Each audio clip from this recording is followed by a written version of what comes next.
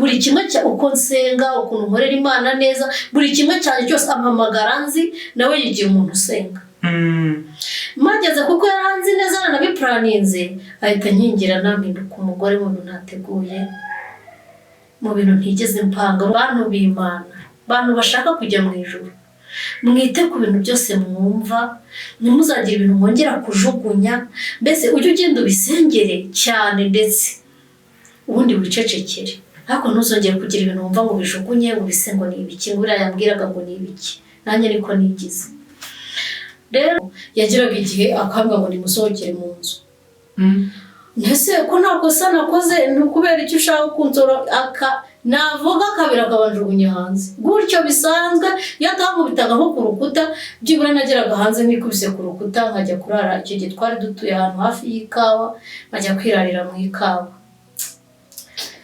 ngeze ahangaha ndagira ngo mbwire abantu basenga Imana kuba maso abantu basenga babirimo neza bikwishinga inkuru z'abandi bantu batazi ibyo bavuga ahubwo babe maso basenge naragenda nkajya muri ibyo bikawa nkajya kuraramo harimo n'igiti cy'isombe nkakijyamo kugira ngo ibisimba bitanjya nkurira nkajyamo hejuru hari igihe nasinziraga noneho Imana ikandinda sinikubitemo hasi wenda ariko kubwira nk'ikibuye nkagira n'ibikomere ariko Imana yarandindaga ariko aho hantu narabanzaga nkasenga abantu b'Imana ndasenze Imana muri izo kawa bansohoye nkajya mbwira Imana yanjye nabwiraga kera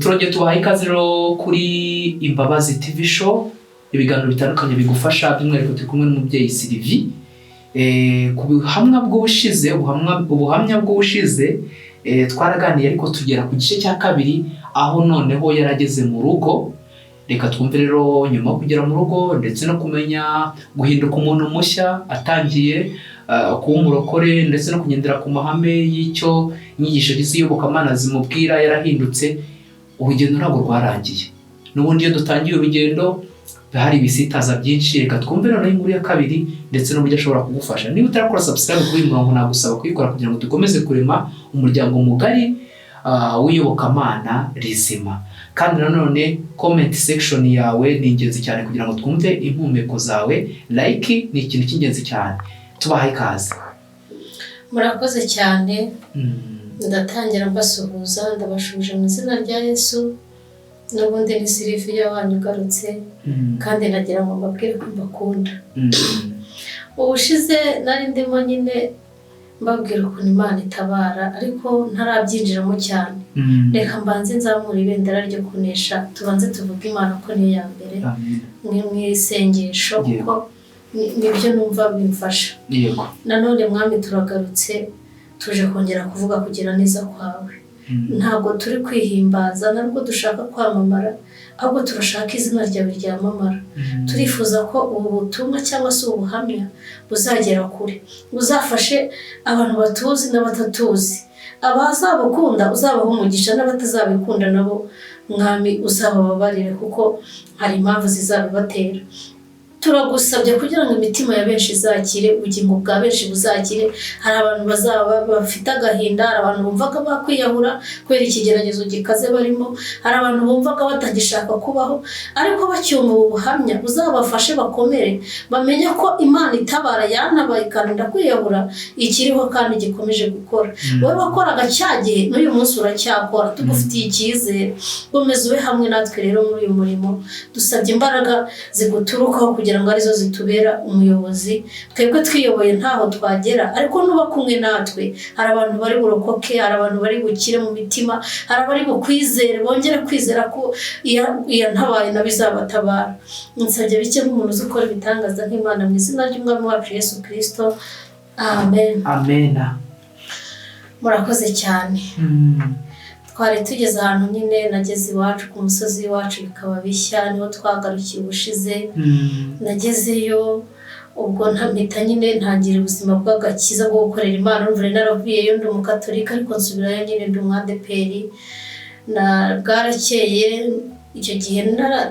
narahagezeyo, bwarakeye icyo gihe nagiye ariko 6 nimugoroba mbyukira ku rusengero. Ikintu nabonye gikomeye ni uko nyine icyo gitondo ngiye ku rusengero nahuye na wa muntu Imana yambwiye ndi i Kigali wamemukiye. Uti ngo mwahuye gute? Uwo muntu yari umuntu wanjye wa hafi. Ngeze ahangaha ndagira ngo mbwire abantu nubwo abantu bazabyumva bizakomeretsa wenda abantu bo muri famiye bamwe na bamwe, ariko hari benshi bizakiza. Uwo muntu yari yarambyaye muri batisimu. Reka nkavuge kano kantu nubwo wenda bitari ngombwa, ariko ndagira ngo abantu basobanukirwe. Yari umubyeyi wanjye wa batisimu mu Katolike, yari yaramfashe ku gahanga n'uruhinja. Mbese hari ukuntu abantu bibeshya bagaha abantu ngo bafate roho z'abana babo ariko ntibamenye aho bagiye kuzimurika. Icyo kintu ababyeyi bazacyumve cyane. Ujye ubanza witegereze neza umuntu ugiye kuragiza roho y'umwana wawe cyangwa se ubugingo bwe. Bivuga ngo mbese ubugingo bw'uyu mwana, uyu muntu mpaye ngo amufate ku gahanga cyangwa mubyare muri batisimu, azamumurikira Imana? Roho ye azayiragira nk'uko babibatongera? Nyine aba ari umubyeyi wa roho. Uriya aba ari umubyeyi wa roho, afite uburenganzira bwo kujyana roho yawe ahantu ashaka, yayiyobora ku Mana, yayimurika ikuzimu. Nuko bimeze. Ikintu cyambabaje muri icyo gitondo ni uko naje guhura n'umubyeyi wanjye wa batisimu. Ubwo icyo gitondo twarahuye nyine ntegereza ko asuhuza nk'ibisanzwe. Turahura imbona kurya umuntu akunyura ku ijipo. Noneho ndahagarangiye namubonye, ndabanza ndahagarangira ngo nawe agiye kwishima ko ndazutse cyangwa se ambonye. Arangije ampera ku kirenge angeza ku musatsi, mumbarire yangejeje ku musatsi andeba yanga, uretse no kunkora mu kiganza nta nubwo yigeze ambwira mwaramutse ko hari mu gitondo. Ubwo no ku munsi wa mbere nimwe mwahuye ko cyagiye uhagera abantu bose bishimye? Nari nahageze ariko wa 6 nijoro abambonye ni bake. Ubwo bwari buki ari ku cyumweru ngiye gusenga. Noneho duhuye nk'umubyeyi ntegereza ko agiye kuncuza nawe akishima ko nkihumeka. Ahubwo mbona aratungwa, arandebye cyane, aranandeba cyane, ahita ananyuraho n'agasuzuguro kenshi yanga no kumbwira ati byibura ngo mwaramutse. Yarankomerekeje. Nubwo ngiye gusenga narabanje mpagarara umwanya munini ndamwitegeza bose, kuko birashoboka ko umuntu yakubyara muri batisimu akaguhemukira. Niyifuze ko ushaka, niyifuze ko ubyara, mbese ahantu hose ntashake kugira ikintu cyiza ugeraho. Nyine ngenda byantushije mu mutima.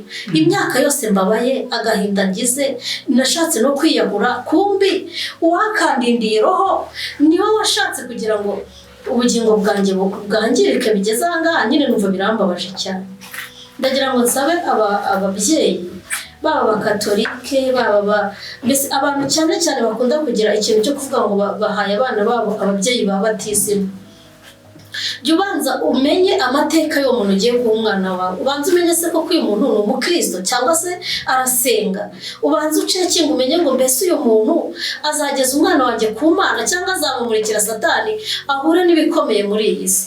Ubanza umenye neza umuntu uhaye umwana wawe w'uruhinja, amaboko azamuterurana, uburyo azamufata, agaciro azamuha kugira ngo ubugingo bwe cyangwa umubiri bibe bizima. Narababaye kugeza ubwo natoye umuryango remezo, nuko narakijijwe. Mbwira umuryango remezo ndabwira ati ngenda ndashaka kubaregera uyu mubyeyi wanjye. Icyo gihe nari ntaramenyera ibintu by'agakiza, nari ngifite n'ubwana mu mutwe. Ni mumumbariza impamvu yanze kunsuhuza, ni kandi yarambyaye muri batisimu. Nyine mvuga amagambo menshi, n'abandi bari kumbona bakishima, ariko we yambonye amera nkaho atabyishimiye, yanga no kunsuhuza. Biba birebire nyine ntabwo nshaka kubitindaho cyane, ariko nahise niyakira, mpita mbona koko harimo ikibazo. Nkomeza umurimo w'Imana, njya gusenga icyo gihe. Cyakora nanjye mbona koko burya hari ikibazo mu buzima kidasanzwe. Nakomeje ya gahunda yo mu maraso, ntabwo yahise irangira. Nuko nagiye mu rusengero, nageze mu rusengero nkora imirimo y'Imana itandukanye. Nahise nigira umubatizo, ndabatizwa, nari ntarabatizwa. Bigezemo hagati maze kubatizwa, icyo gihe bahise bangira dirija wa korali. Nari ifite impano muri nge zitandukanye nyinshi kandi ziza. Icyo gihe naririmbaga neza kandi naranamenya n'indirimbo ku buryo umuntu wandebaga ndimo kuririmba kuko naririmbaga nk'umuntu uzapfa ejo. Niyezaga ku manywa nkiyeza nijoro, nahoraga ndi umugeni wa Kristo. Aho tugarutse gatoya, aho ni mu rugo ku ivuko. yego mu ntara iwacu mu Kamonyi mu mudugudu wa Murambi. Noneho nkorera Imana icyo gihe twasengeraga ahantu hitwa i Nyarurembo. Nakoreye Imana nkajya mbyinira Imana, narabyinaga ku buryo nk'imashini, ku buryo hari umuntu wagiye ngo gusenga ngo nzikubite ku ruhimbi ngo banza atari ngo ari imbaraga z'imyuka mbi ngo zinkoresha, ngo umuntu abyina kuriya. Ikintu cyabinteraga numvaga n'ubundi ntariho, vanika mbyinira Imana nyishimisha izanyijyanira mu ijuru, niyo ntego nari mfite. Nahise ninjira muri groupe y'abanyamasengesho, ariko intego ko hari ukugira ngo nkomeze mbe imbere y'Imana, numvaga ntazamara umwaka nyiriho. Ndashimira Imana ya Aburahamu, murabona ko ndihonza neza, mbese nyine Imana ishimye. Icyizere ntari mfite yakindemyemo, ndagira ngo mbuze abantu gusenga. Amena. Narasenze nkajya nsenga nk'umuntu wiyeza, nkorera Imana nk'umuntu uzataha, ariko najya gusenga icyo gihe habagaho umwuka wera mwinshi n'abahanuzi beza batari nk'ab'iki gihe, bakajya bampanurira ukuntu ngo ndi muzima, ngo nta kibazo mfite, ngo Imana izankiza, ngo izantabara, ariko ntabwo nabyizeraga n'ababeshyi. Ntabaza Imana, njyewe sinigeze na rimwe nizera ko ibyo bintu bishoboka, ko naba muzima. Nari naragenze ahantu henshi amaraso yaranshijemo, nuko nkabwane ntacyo, niyo ntazanakira nzajya mu ijuru, ko nabyizeye. Nta cyaha nakoze ngo mbe meze ntya, ubwo no kuba ntarigeze muri icyaha kuva navuka, ijuru ryo nzaribona, ariko gukira bwo nyine ntabwo byizeye. Imana ikambwira ngo nzaguha abana, ngo uzabyara, ngo nzakugirira neza, ariko nkumva si byo nshaka kumva, abonye nkumva nshaka kumva ukuntu nzajya mu ijuru. Nihuse rero mo hagati kwa gukizwa cyane, twakunda gusengerana mu myobo mu ndani, tukajya kurara imbere y'Imana tubyina. Mo hagati noneho nagiye gusenga, mpanurirwa n'umwana w'imyaka 12. Ubu ndashaka kwinjira mu gice cy'uburyo ninjiye ahandi hantu kandi hatari heza. Arambwira ati rero atumva ko Imana ivuze 12 niyo yari afite w'umukobwa. Hari ahantu mu nda y'isi twaseseraga mu musozi tukajya gusenga, mbese hari ahantu hateye ubwoba. Ati ngo Imana iravuze ngo dore ngo uzajya ahantu utazi, ngo kandi ngo uzagwa, ngo nugwa ngo uzanyibutse ngo hano hantu ngo waje gusengera ngo nze mubyutse. Umva nari mfite akiryo mu gakiza. Icyo gihe nageze kuri titire ko ndi umudiyakonikazi nsengeye. Nari ndi umudirijante wakora rubikora neza, uririmba neza, abantu bagafashwa. Hari igihe twasohokaga mu rusengero abagore bakampobera, batuzi ko baririmbye, agahinda kose nari mfite kagashira, n'amaganya n'amarira, ati ubu nta kintu uzi umwuka wera kubera ukuntu waririmbye neza. Mbese numvaga nanjye nariyumvisha nk'umuntu wemewe n'Imana. Umwana naramupinze, ndangije ahubwo njya kubwira Imana ngari ku Mana, uburiya wandebye ubona ngiye Sylvia n'ukuntu ngukunda, ntabwo gute niki cyakunkuraho. Mpinga ijwi ry'Imana, nta hanine nyihatitire y'ukuntu nyikunda ntayivaho, bunzagurushwa n'iki, ko nta musore wamvugisha, ko nta mugabo nshaka kubizi, ko ntazigera nshaka, mbese nyihatetaye ko ntaziba, niki kizatuma nkuvaho ngo nkakwibutsa gukantabara. Wajya aho gusenga Imana, aha ngangira ngo mbwira abantu ntibakajya bazamura intugu, nta gihangange ndetse nta ntwari muri uru rugendo, ahubwo dushobozwa na Kristo uduha imbaraga, cyane ko ikintu Imana yemeye ko kikugeraho, byanga bikunda kikugeraho, cyakora wandika gutabara ariko wakigezemo.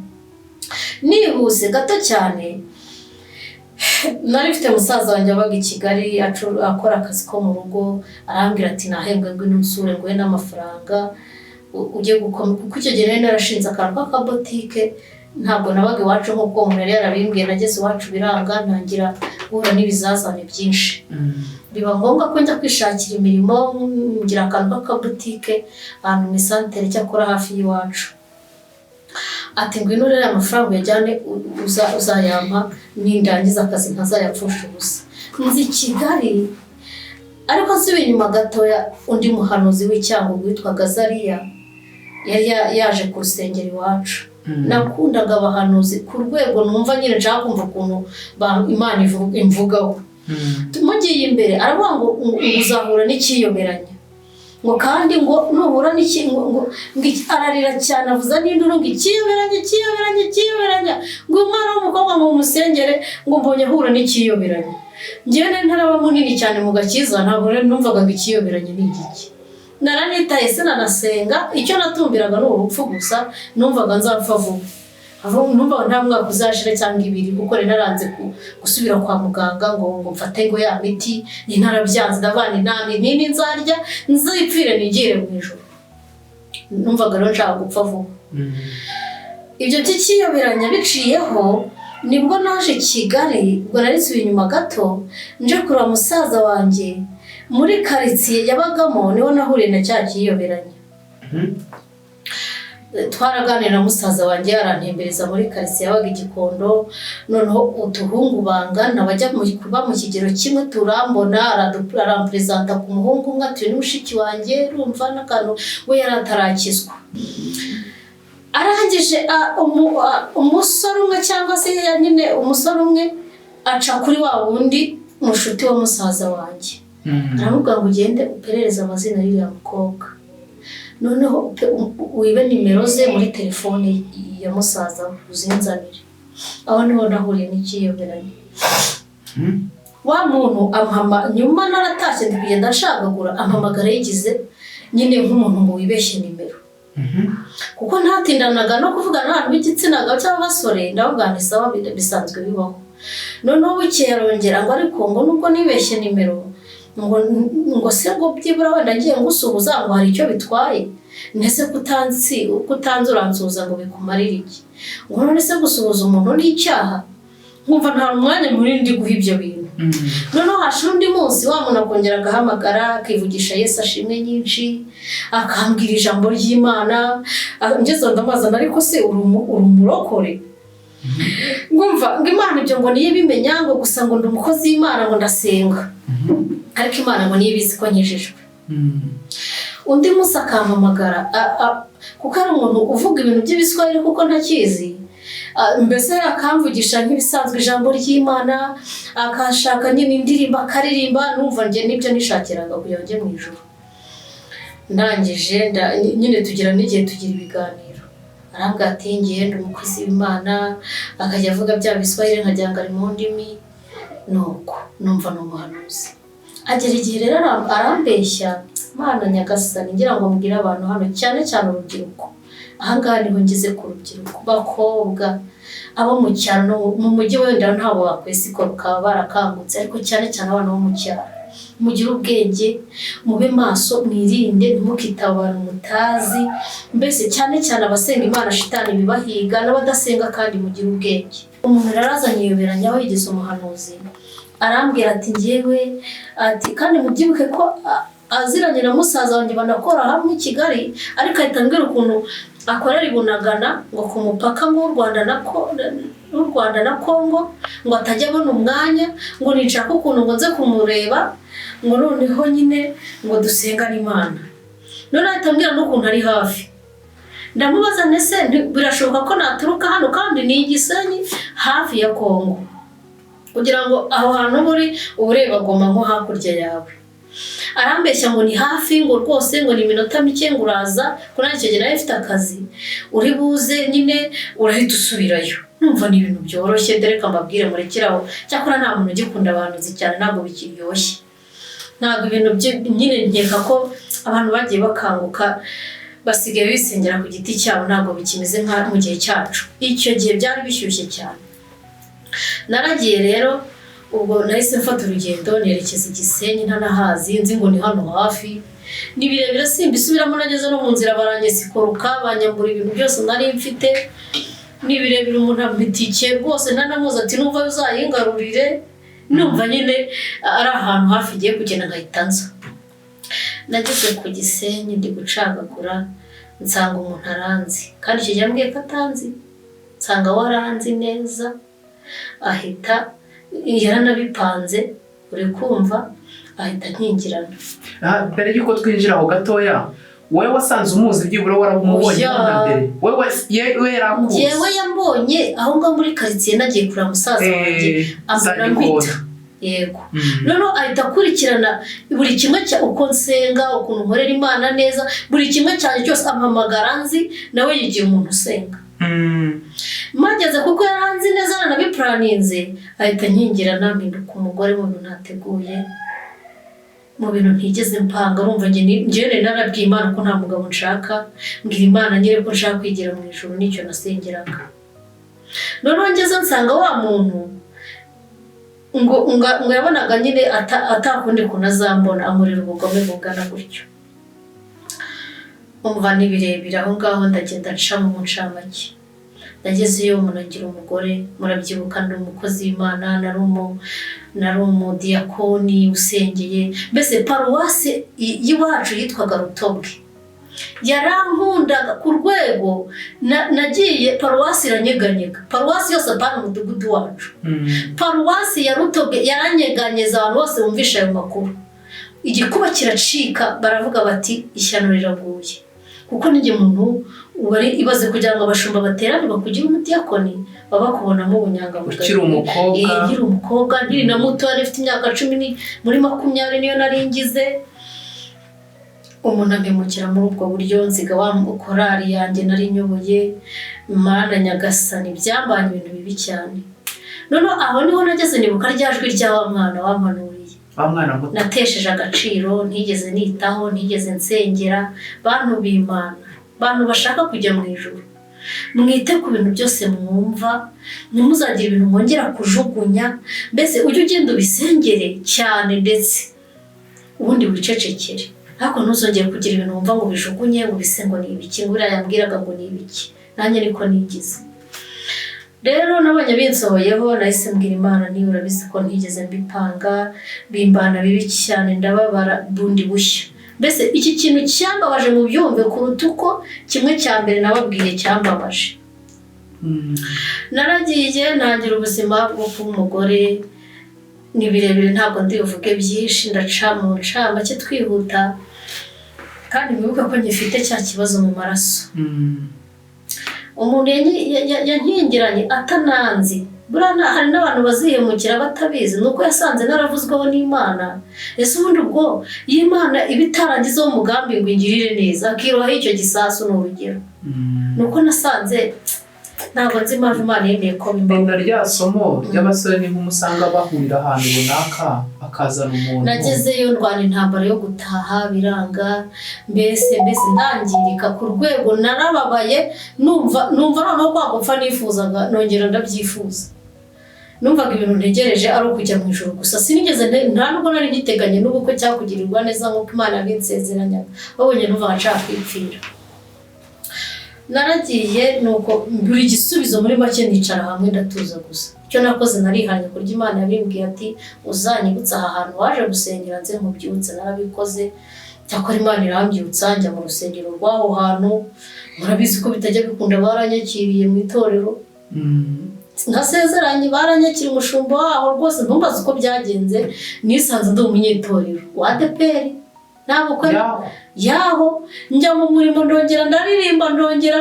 mbese ahubwo noneho nkora kurushaho icyo gihe naragize impano nyinshi nuko nkorera Imana ku rwego ruri hejuru ariko kumbi nageze mu maboko mabi wa muntu nyine namushatse yarambeshye ko ari umurokore nsanga ntabwo ari umurokore nsanga si umwadeperi nsanga reka mbyite ko ari nk'amayibobo noneho nshaka guhindura umutima wa muntu ariko burya hari abantu bakahebwe wibuka ko cyari ikiyoberanya ariko njye nyine ntabwo nahise nakira ko ari ikiyoberanya mpuye nacyo reka nabonaga ari umuntu uzahinduka nkabona ari umuntu uzakizwa nkabona n'umuntu nyine ukiri muto nkavuga uko biri kose nzamuforoma wenda azaba umuntu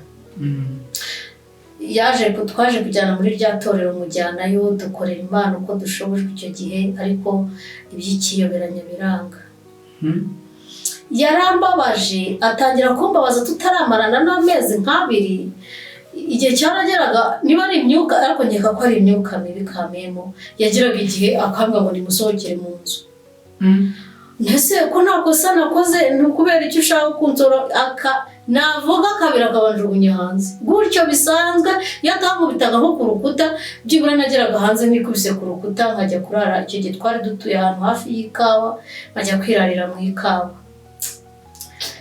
Ngeze aha ngaha ndagira ngo mbwire abantu basenga Imana kuba maso. Abantu basenga babirimo neza bikwishinga inkuru z'abandi bantu batazi ibyo bavuga, ahubwo babe maso basenge. Naragenda nkajya muri ibyo bikawa nkajya kuraramo. Hari harimo n'igiti cy'isombe nkakijyamo kugira ngo ibisimba bitangira nkurira nkajyamo hejuru. Hari igihe nasinziraga noneho Imana ikandinda sinikubite nko hasi wenda ariko kubwira nk'ikibuye nkagira n'ibikomere ariko Imana yarandindaga. Ariko aho hantu narabanzaga nkasenga abantu b'Imana.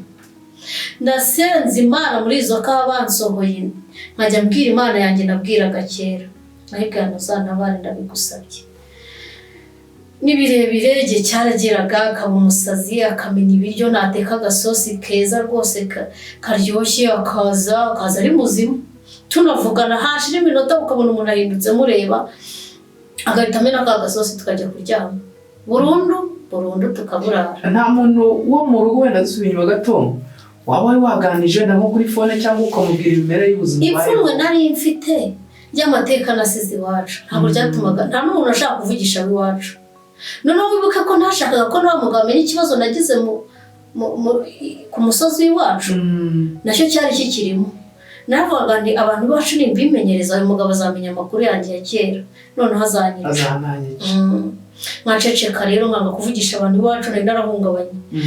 Ubwo hagati aho nza gusenga Imana y'Uganda ndagusabye nyimura kuri uyu musozi. Imana yarabyumvishe inyimura muri cya cyaro cyo ku Gisenyi inzana mu mujyi wa Kigali. Aho mu mujyi wa Kigali twarimukanye tubana. Ubwo niba wakwimuye twarazanye ariko tutarimuka naje gutwaramo indamo hagati ari naho nshaka kubabwira igitangaza cy'Imana. Burya Imana iracyakora, Imana ibaho. Naje kugira inda nyine biba ngombwa ko tujya kwipimisha nk'umugore utwite. Cyakora mbanza kwanga nkajya nirwaza ubundi nanga kujya burundu bigeza ku munota wa nyuma ashyiraho itegeko aravuga ati tugomba kwipimisha ntabwo uzabyara utipimishije. Mbuze abantu bo guhungira mbwira Imana nti rero ninjyayo nkungira guseba rimwe leta ajya mu Kivu. Ngize amahirwe mbonye aho nziyahura niko nayibwiye nzahita ngeranira muri kiriya Kivu twari tugituriye. Ubwo ubuzima bwanjye buzahita burangira nta kundi nyine. Ubwo wari ufite amakenga kuri bya bisubizo? Yego, kandi ntari narigeze mbona igisubizo kizima. Bibaye ko twabonye ko ari igihe byajyaga bibarizwa. Reka biriya sinabihaga agaciro. Ubwo numvaga wenda narisetinzemo ko nta buzima mfite.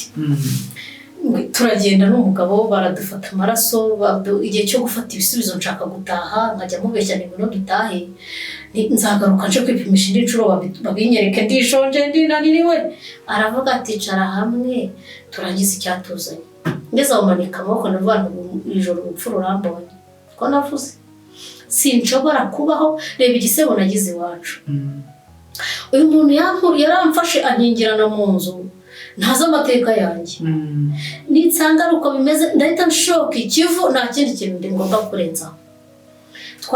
Noneho twageze imbere y'umuganga ageze ku bisubizo byacu aravuga ngo njye nahise nditira nicara hasi kuko ngiye kwitura hasi kandi ntwite.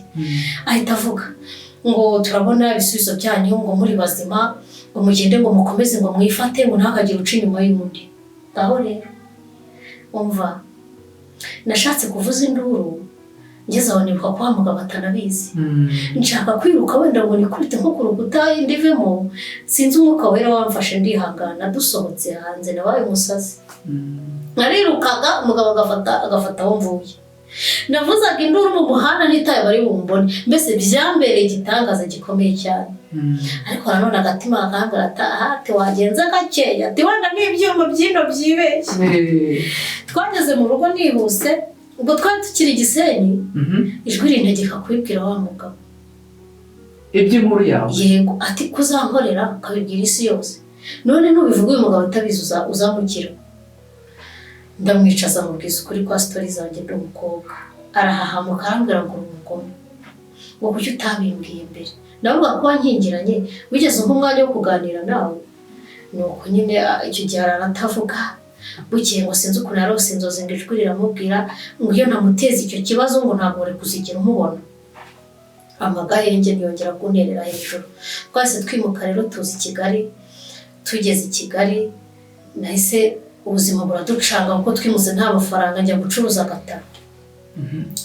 Ngiye gucuruza agataro nyine urumva murabyumva rero natwite ariko nikoreraga agataro n'inda igeza yari imaze no kuba nini byakurangurika buga nkaza kuzunguza hari i Remera mu mujyi wa Kigali. Ubwo mwamutire i Remera n'ubundi Nyabisindu. Noneho uko kuntu ncuruza ndazunguza bigezemo hagati Imana intumaho. Irambwira ngo ndashaka kuva mu muhanda, nutava mu muhanda ndakwica cyangwa ugira umusazi. Ndabibwira nti niva mu muhanda nzarya iki ko nta muntu nzi muri umujyi wa Kigali uragira ngo mbige sinenze niwe umuryango w'urusengero. Nyine nanga kuyumvira bigezemo hagati mitabyara kujya gucuruza agataro biranga njya umuntu twari duturanye ngira amahirwe nsanga n'umurokore aranshorera anjyana mu cyumba cy'amasengesho. Ati si wambwiye ko wasenga gukiba mu cyaro ni ubwo ntabyibagiwe nivayo njya kukwereka ahantu tujya dusengera. Yangejeje mu cyumba umuntu wese werekwa arankubita werekwa inshyi bisanzwe nta mpuhwe ngo wabwiye Imana ngo ko nikukura muri kiriya cyaro ngo uzagera i Kigali ngo ukayikorera ngo none wigire mu byawe wanze gukorera Imana ngo Imana ngo igiye kukugira umukene ngo ujye ubura n'igiceri cy'ijana mu nzu. Agatari icyo gihe karungukaga mu itonde hari igihe nacuruza mwambitse 60 zanjye ku kwezi nanariye. Ni cyagiye batari babikaza cyane.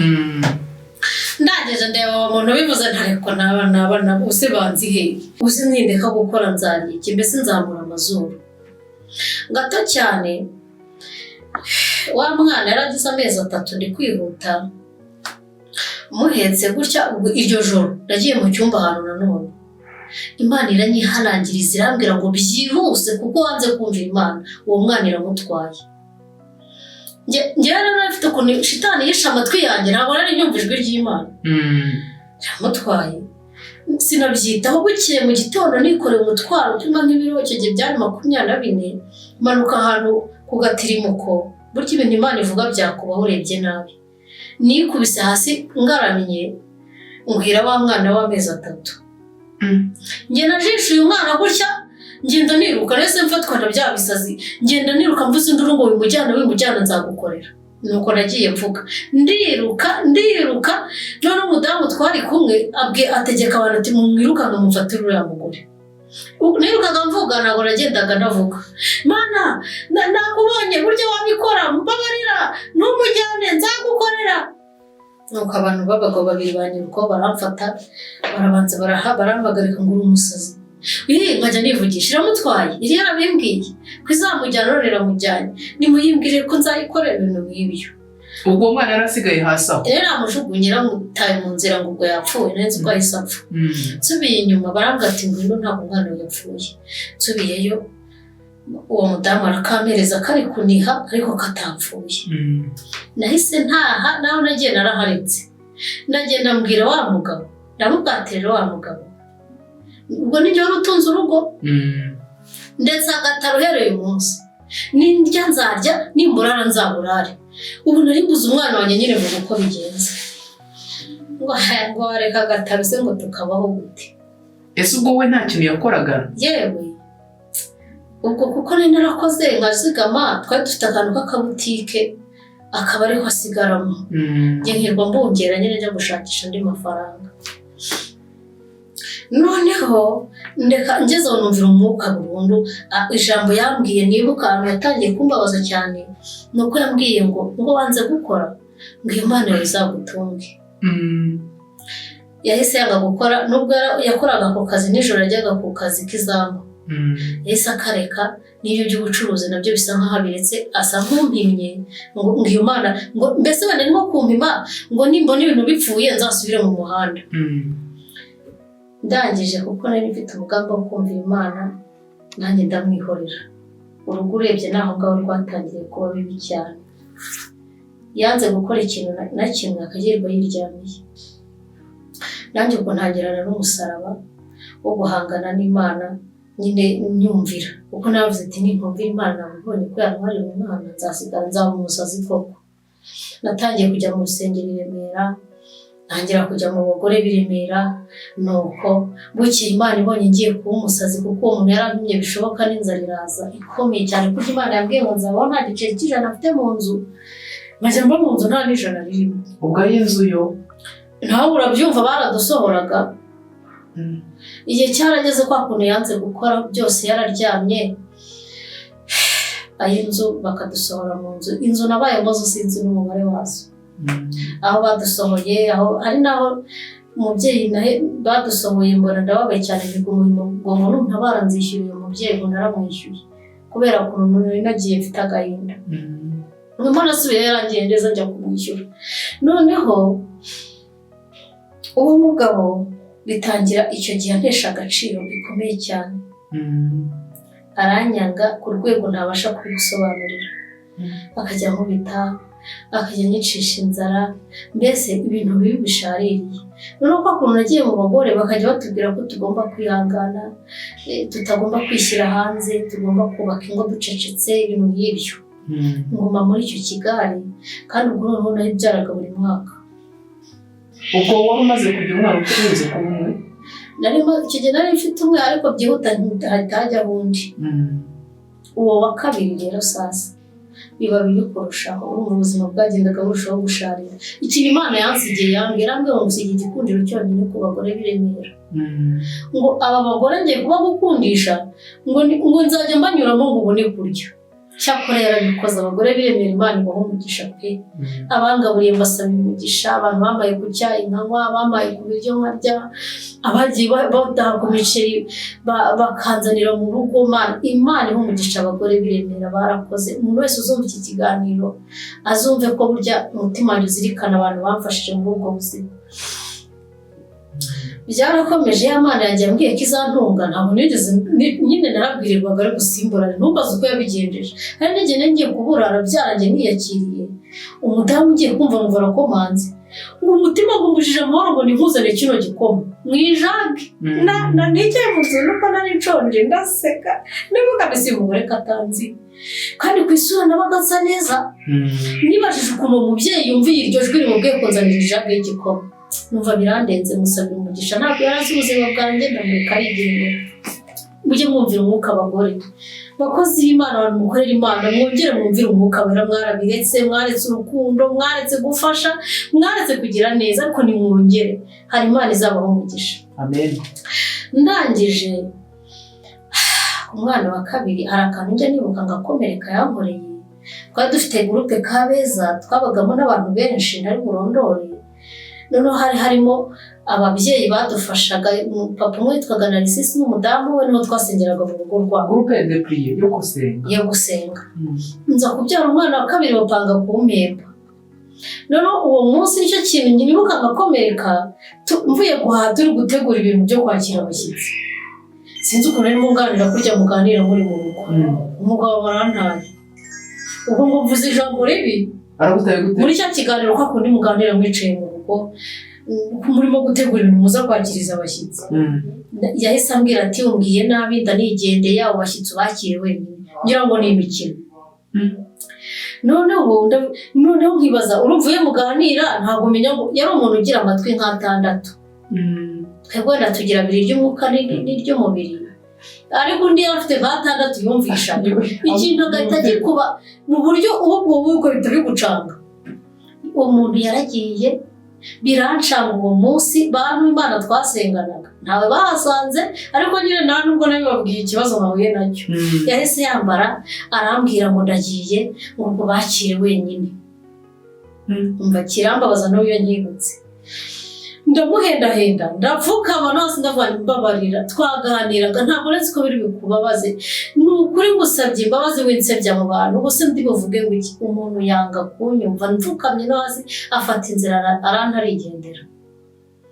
Nasigaye ntetse njyenyine, ubwo mfite n'uduhinja tubiri, ubwo kamwe nikigenzaga bwose bwarakurikiranaga. Igihe cyarageze ya gurupe iraza, nawe mubyumve n'ibimwaro n'iki. Yesu we, ariko Yesu mwabagabo mwereka mbabwiza ukuri.